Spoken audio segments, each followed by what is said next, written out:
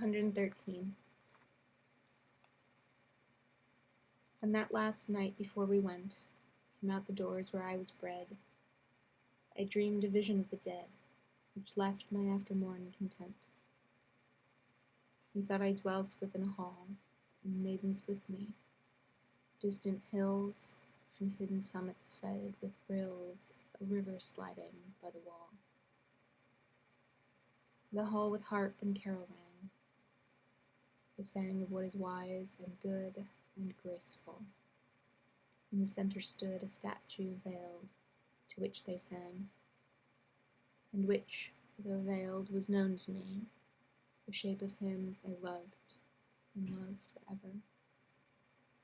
Then flew in a dove and brought a summons from the sea.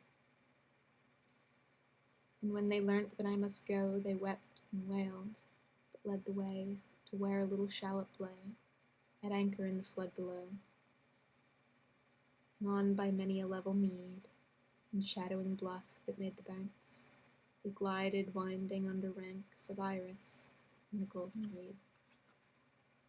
And still as vaster grew the shore, and rolled the floods in grander space, the maidens gathered strength and grace and presence, lordlier than before. And I myself, who sat apart and watched them, axed in every limb, I felt the thews of Anakin, the pulses of a Titan's heart. As one would sing the death of war, and one would chant the history of that great race which is to be, and one the shaping of a star. Until the forward creeping tides began to foam, and we to draw from deep to deep, to where we saw a great ship lift her shining sides.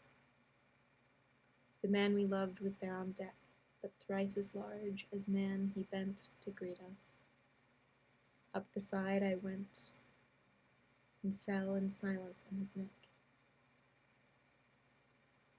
Whereat those maidens, with one mind, bewailed their lot. I did them wrong.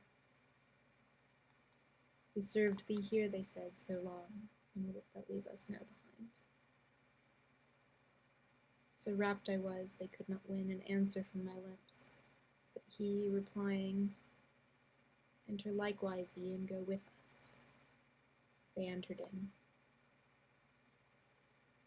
And while the wind began to sweep a music out of sheet and shroud, we steered her toward a crimson cloud that land-like slept along.